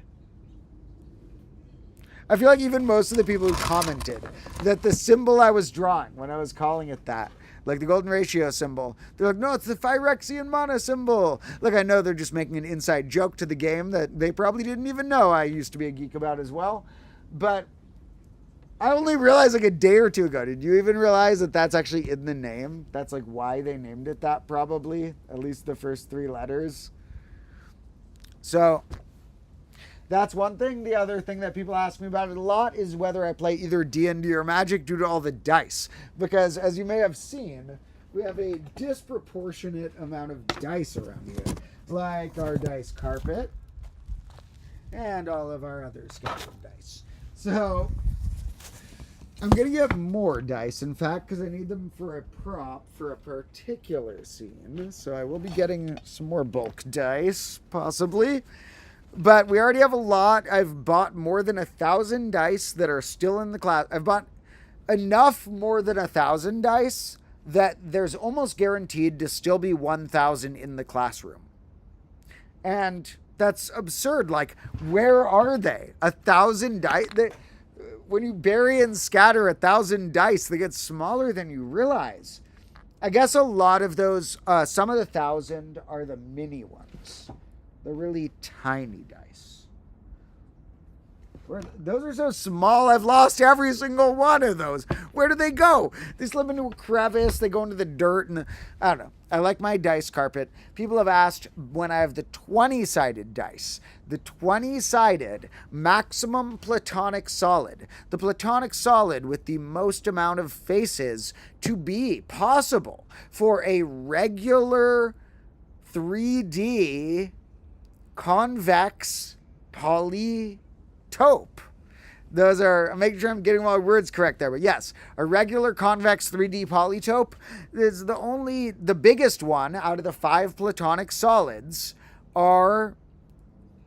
is the icosahedron, and it's a 20-sided die. And yes, because you do start at 20 life in Magic, and you have to because you have to keep a counter of your life over time, you often have a die for your life counter, where it keeps track of you. Have the die set to whatever number your life is.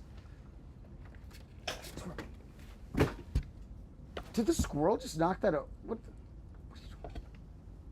Oh, it's eating my nuts. Oh, you like those nuts? Yeah. Oh, you're so friendly and cool. The squirrel's eating the nuts I just put there. Oh, yeah, you can eat those. Those are for you, man. Oh, my God. That's so cool. Okay. We got to try and build the squirrel a trail. Here's what we're going to do. This is a weird idea I have. I don't know if this is going to pay off or not. I want the squirrel to go on all the way over here and get comfortable with being on the desk. I want to make the squirrel a little trail of nuts so it comes all the way down here. Do you think we could make that happen? What do you think? Is this plausible or implausible?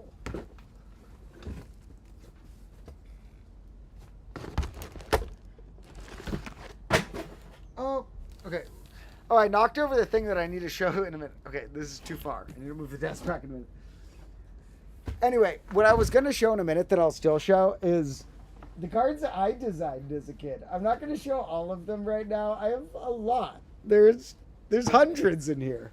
But in a minute, I'm going to show some of the cards that both before I played Magic, when I had seen things like Pokemon cards around school, and I was like, I wonder what those do. Those look curious. Can I make a game out of those? I had invented my own cards. And then after I had played those Magic cards, they were probably quite inspired by those for certain eras of my card, of when I was in like, you know, in middle school playing a lot of Magic. Some of these may have been after I had seen certain game mechanics work in those, and I had... You got to go through a few phases in an art form that they sometimes call imitate, then emulate, then innovate. And so this was a little more on the emulating phase before the innovating phase, or even on the imitating first phase, where these might be a little Magic card-like. Now, what I was thinking, though, is that squirrel was so overly friendly that I feel like I want to, at some point, and maybe I'll set this up so it gets comfortable with it, whether it does it during the stream or it does it shortly after, a little trail, maybe using my whiteboards as a little table, for the squirrel to come onto the desk and eat those nuts. It wasn't just me, right? You could see the squirrel back there, right? All right. Now, what if we make a little trail by doing this? We're going to put this one here.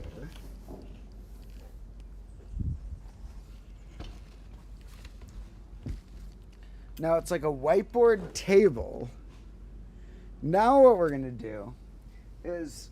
Okay, I blocked myself. Yeah. Okay, what do I do? What do I do? Okay. I need to undo that to redo this. It's like one of those physical puzzles where you have to move this thing behind that thing to make that thing fit. Okay, that goes there. Now this, what if we do this? What if we like make it a little trail? How can we make it a good little like ramp to want to come down?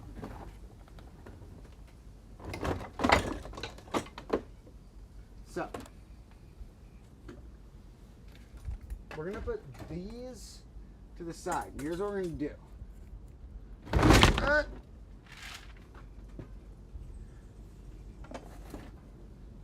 We're going to lure the squirrel by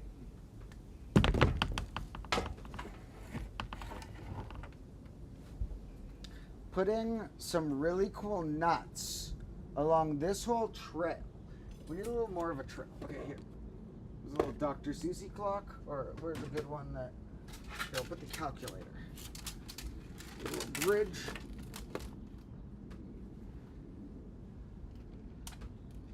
Okay.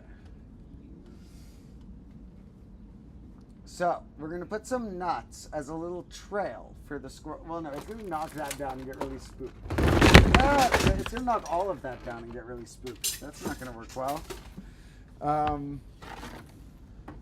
Maybe it's a little sturdy. Here, here's what we'll do. We'll prop that up with something down here. There. Now we'll have a little, like, squirrel ramp in case it wants to, like, climb down at all. Like, if it wants to go, you know, down that ramp. Then it'll be able to go onto our little squirrel table. And if we can put some nuts here, then if we can get the squirrel lured all the way, it'll actually be on the desk. I know it doesn't seem much different, but we'll get the squirrel on the desk after the end of all this ramp. So, what do you think? Give a vote of I think it'll work and I care.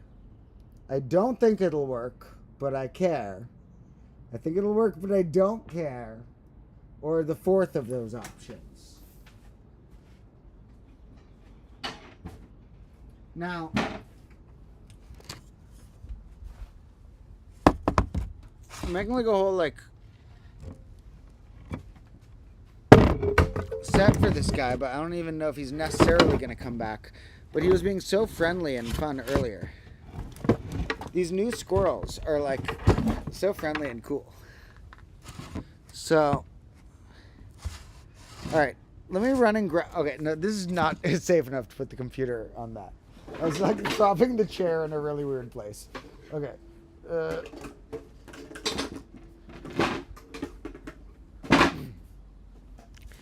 All right, I need to raise this somehow. Here we go.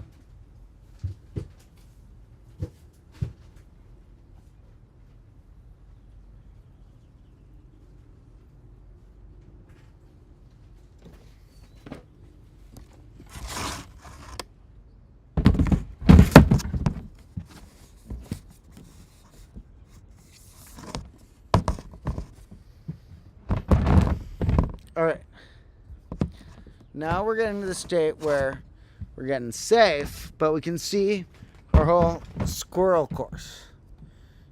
And now I should still be able to sit to the side of there. Maybe I might need to scoot it a bit and have a good enough seat so that our goal is that I'm talking about something unrelated. Now, if the squirrel comes down while I'm talking about it, don't be surprised if I go into an unrelated line about some combo class episode. That'd be good intro. Like if a squirrel starts doing something really crazy, I might just start saying like, hey folks, welcome back to combo class. It's Domotro, because it's going to be such good footage. So we'll see. Now, I don't know if they'll actually come, but they've been just so friendly and nice, and they like the nuts I put up there. I'm going to go grab them a few more of those nuts real quick. I'll be back in a minute or two, and we will, maybe you'll see one in the meantime, but we're going to make a little ramp.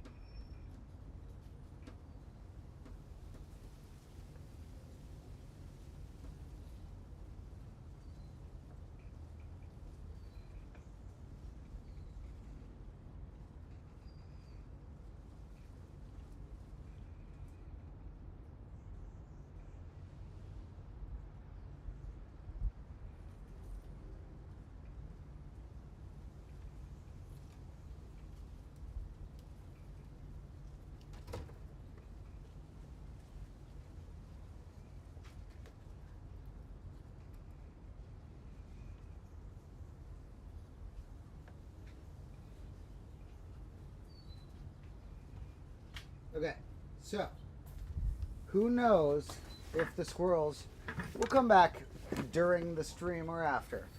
But, oh, there's one right there. Okay, why not? Hey, you want that? You want that? Nuts. Little trail of nuts.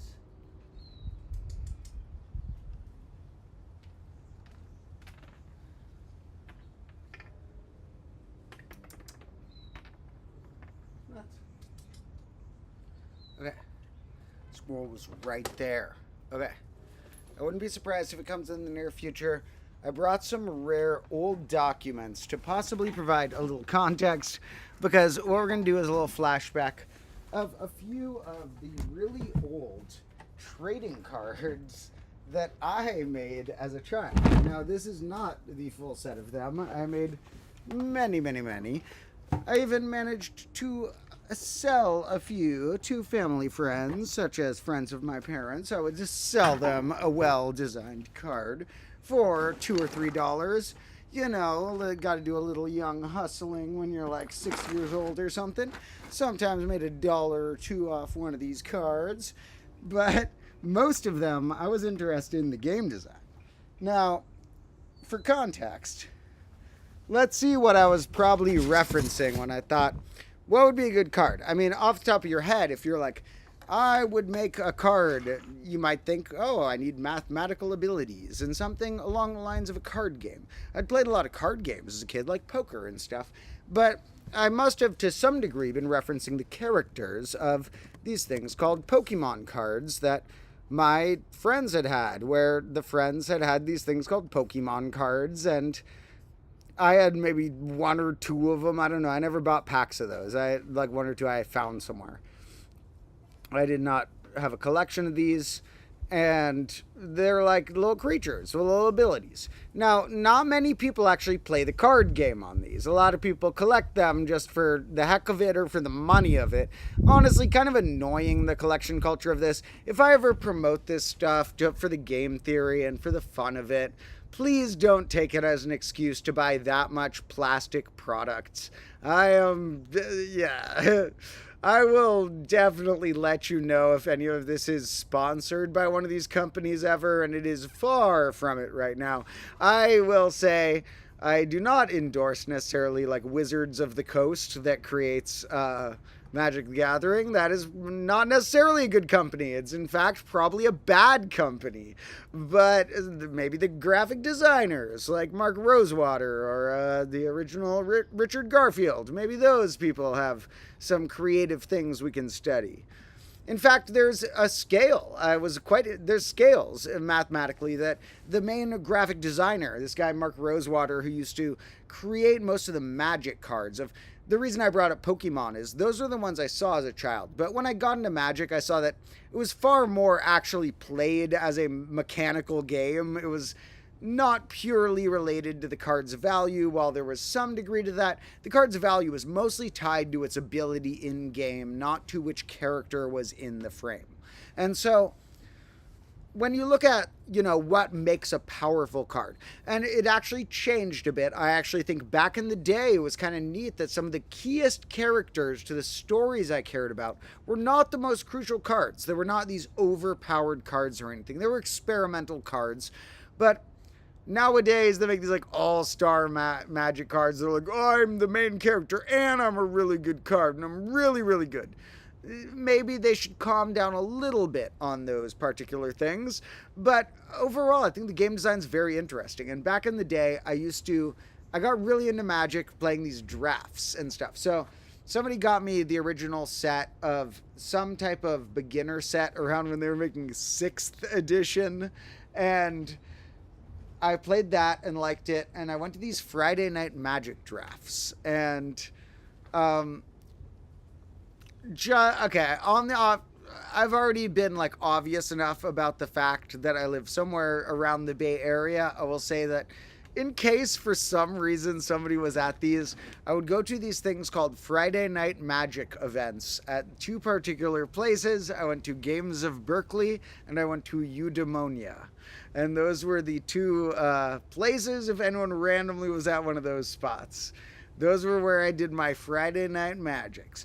Now, that was a long time ago, though. I'm 30 now. I was like 10 then. That was a long time ago, folks. So, however, what have I done? Don't make me say that meme quote from the British guy to myself. Now,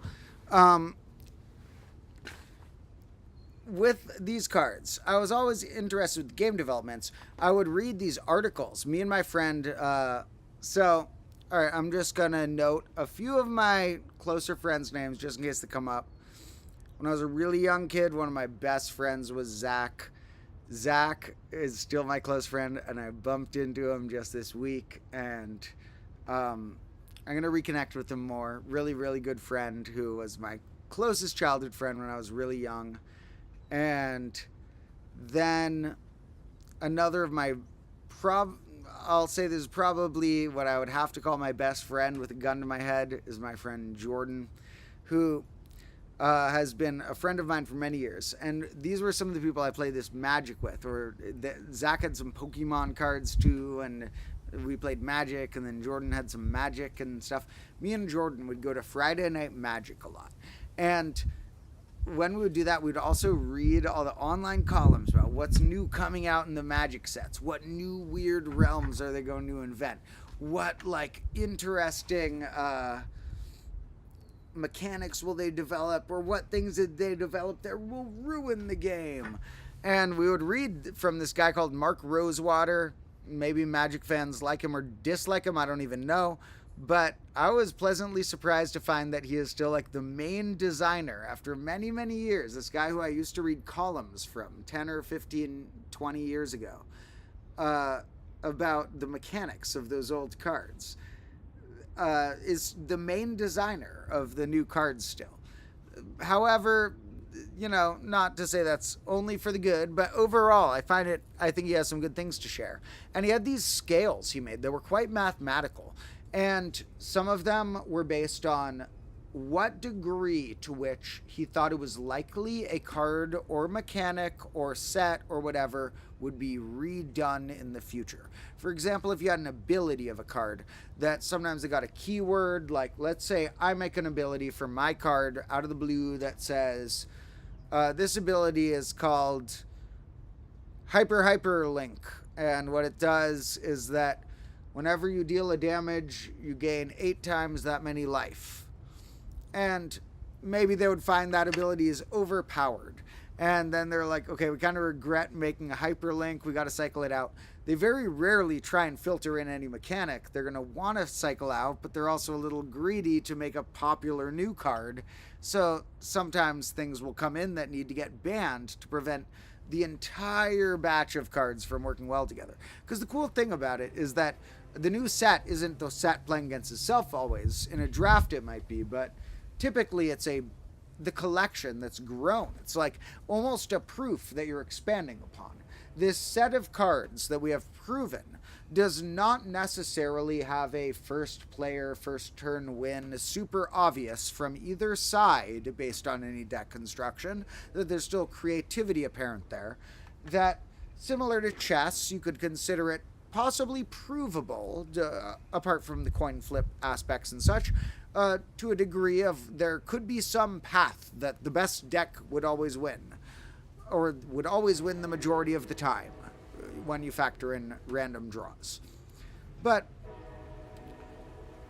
we don't know that because, like chess is beyond the scope of human comprehension. So is the Magic cards. It still would be if you played with a limited set of the old ones. I don't know how soon it would be solved what the ideal deck that would always have the best odds against any other deck would be.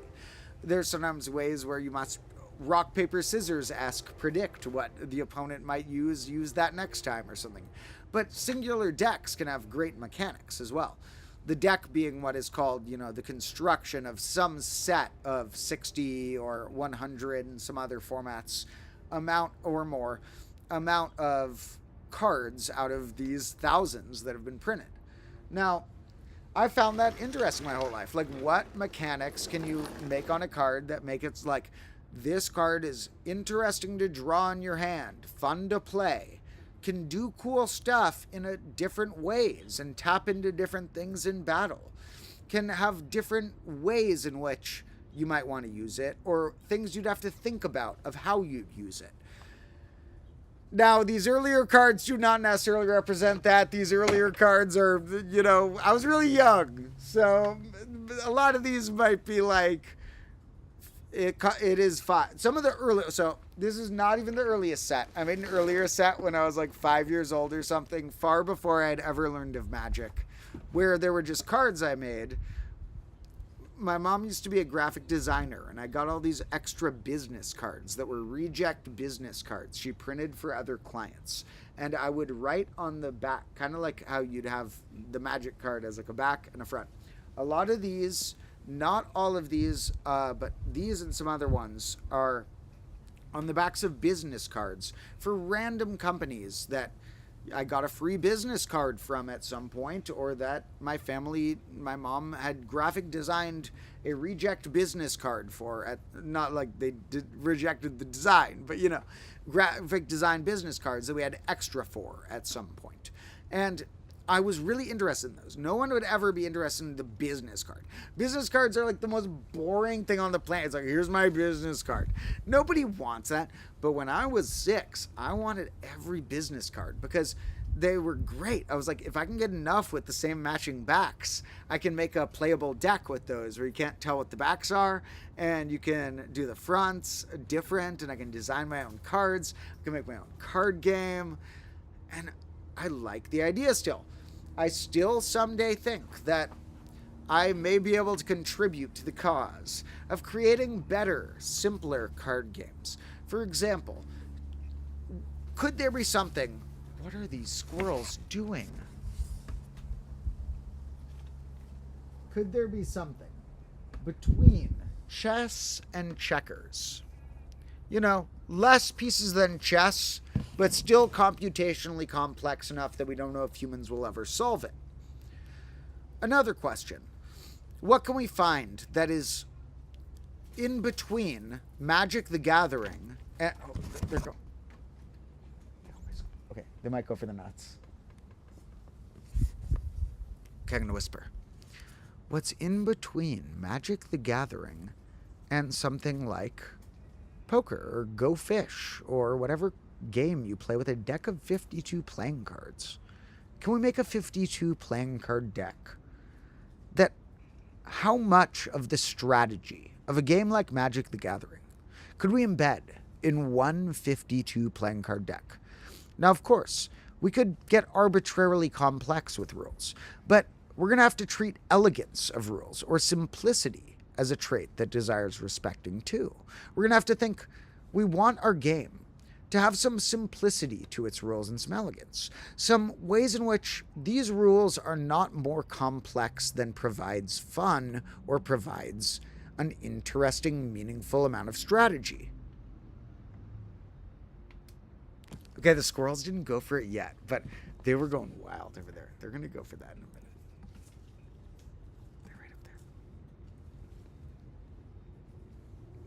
there. Okay, we're just going to have this other angle just in case the squirrels go from a high angle at some point. I'll pan it right down if the squirrels hit our cool zone. We'll move this to get a slightly better view of our zone. Now,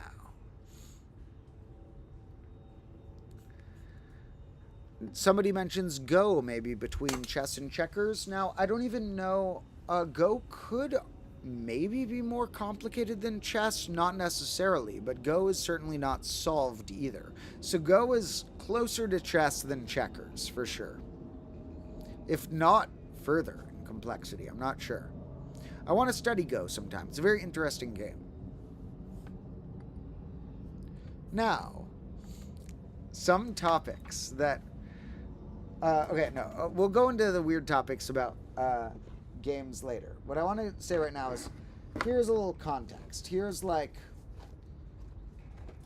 where's a picture of me from when I was that age?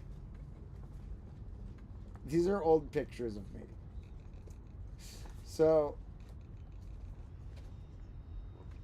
alright, so here's a little 10-year-old Domotro hanging out, cooking up. What do you think might be some interesting mathematical ideas?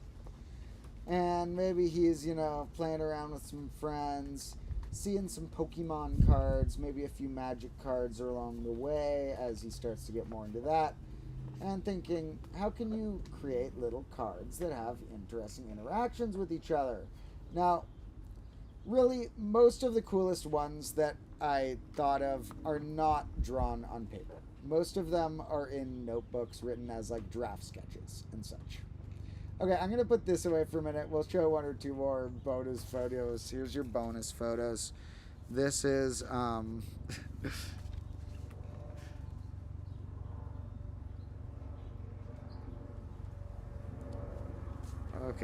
Aww, so many weird, rare bonus photos. Okay, these, we'll have to go through an extravaganza another time. I'm sorry, I'll find it. Okay. I'll use these to emphasize the points that I am trying to make about what weird era I was learning about what in game development. So, we'll just be looking at random photos. Here's a little Dimitri hanging out on a tree, or Domotro, as most of you know me. There he is with sunglasses hanging out, thinking about game design and random little things. In fact, here's a game. There's, you got games like Monopoly and things like that. And so, this is me at a piano when I was quite young. Now, this is me when I was really young with a very young childhood cat. Just named Black Cat. I loved Black Cat. Okay, so this is a good example of how board games have some interesting strategy where you have to kind of tie them down. You can't be like a video game where you're like, I'm changing my strategy every month to whatever fits the needs of the players. You want to almost make like an equation that works really well consistently. An equation that cannot be won too easily by human comprehension without us having to interpret it as creativity or strategy. We need to add more things than what tic-tac-toe or checkers would make us add. So, like I said, these early ones I made are not that type of concept. These are just like when I don't even think I knew about magic cards at this point. This is when I was so young, I thought it was like, okay, we'll put different stickers on a thing. This is like, I probably got these from a book magazine or something. And then you start going up to, what if I start making them be particular types of card? This one is called Rocket, and it has like stickers that say Rocket or Rocket Ship, and it says 5. The 5, I believe, and the blue might have meant something. The 5 at least meant it is worth 5 of something. So then you start getting into cards that have these whole little names and stories and such. Here, for example, we have the green staff. It spells I don't know what this means. Spells 68 to 101. Second best one color staff. Third stage, first edition. So I don't remember what game I was trying to cook up when I made this, but this is a hint of how you look at as a game designer, especially from a child's mindset. Back then, I'm like, okay, I need to say what stage it's in, something about an edition. These must have meant something about, I don't know why I had to say which one it was, but I wanted to say it's second best one color staff. It's the green staff, and something about it has spells 68 to 101 or something. Now, what about this guy? This guy is called Deserto Helper, who doesn't get to do anything. And it says 0-1, kill 1, Deserto. And it has a little scribble in the corner that I don't know if that means anything. So, a lot of these are quite cryptic looks into my past. I don't know exactly what these are. This one's called Jellyfish Warrior Chief. Looks like a sort of magic card type one here. I think I must have been into magic here because these are magic abilities. This must have been a idea for a magic card called Jellyfish Warrior Chief. Some of them do not fit the rules of that and must be their own weird game of some sort. And some have been obscured by time. This has got like, I don't know what that used to say. So some have become mysteries. This one's Pokemon-like. There were ones called Trainer in Pokemon. This one I wrote Trainer, Pajama Sam. I don't know if anyone played these games called Pajama Sam when you were a kid. It was like this point-and-click adventure game. It's like Trainer, Pajama Sam, 2,000 points. Spelled Trainer wrong. And there's a lot of various weird little cards I made over the years. Some were just for points. This guy's called Mini Good Warrior, and he's 50 points. So some are their own game system. That was almost just like you draw what you draw, and you get whichever one you draw that's whatever amount of points you get to put on the board.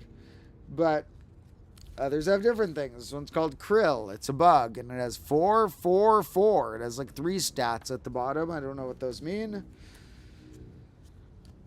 And a lot of strange creatures. This is a lightning thing with a bunch of weird stats on the side. These are ones that came from other types of things. This one is just numbers. This one is just 130. For some reason, I sometimes separate in my head my like current mathematical interests with all these weird old like games I used to like to play. But they're very mathematical. There's a card that straight up is just the number 130. Okay, this one's called Pinu versus Binu. And it pronounces them. It says how you say them. Pinu, P-nu, versus Binu, Binu. It's a match. Fighters. And this is what happens in the match. I have no idea how a match card works. This is not something out of Magic, or I don't think out of Pokemon either. So there's a lot of weird games I was cooking up at that era, you know. Some of them were much simpler looking in terms of design, but had certain abilities. Some were interesting in design, but were not very clear what they were meant to do.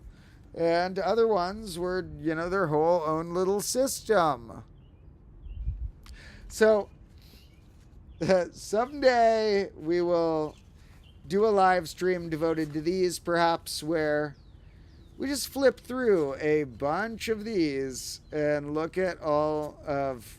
You can vote on what you think is the most powerful card.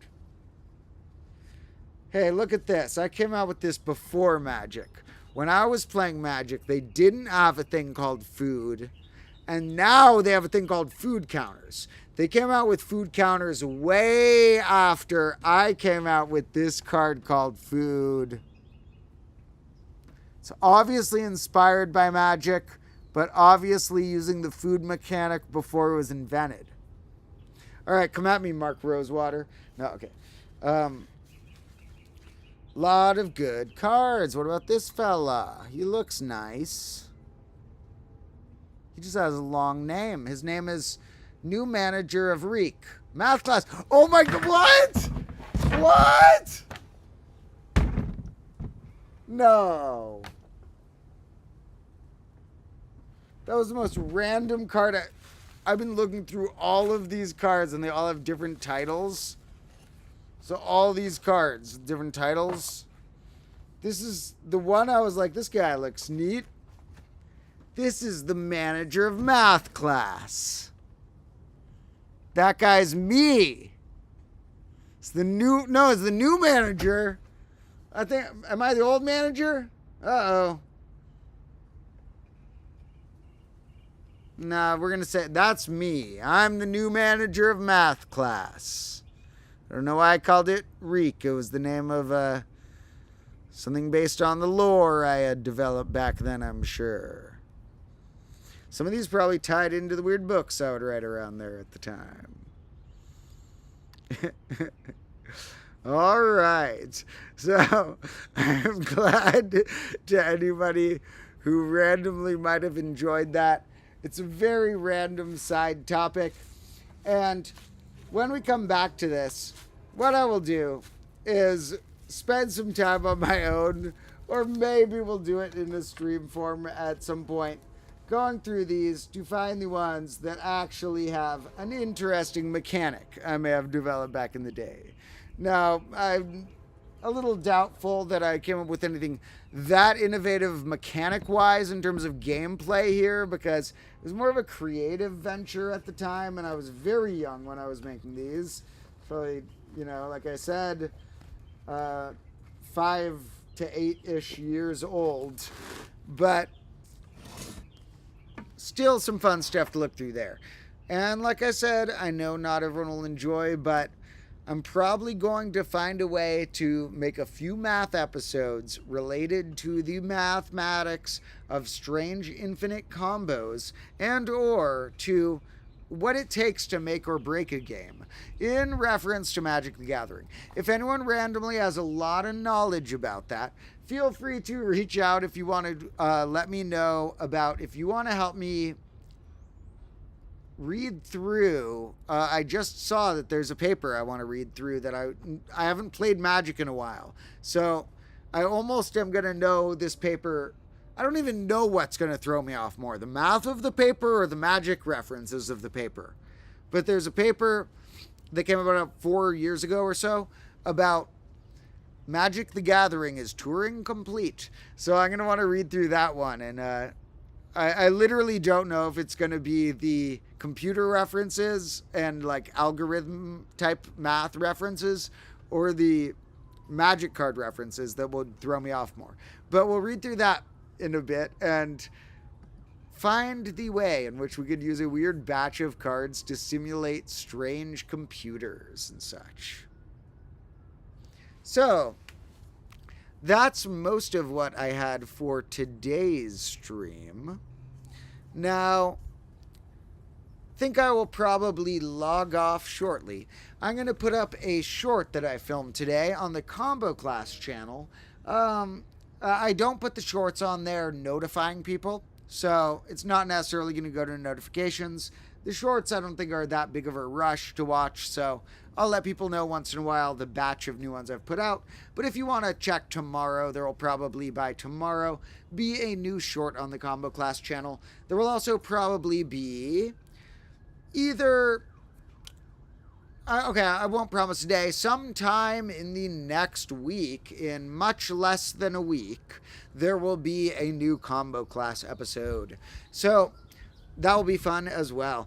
And you can always catch me on the Discord and subreddit, and for extra cool people, the Patreon, where I am going to post a fun clip I put with Dandelion and some other bonus footage later today, while I was trying to merge it with that membership thing I mentioned earlier, and I'm going to figure that out because I think I have throughout July to make sure I can offer a membership that's not too annoying for other people.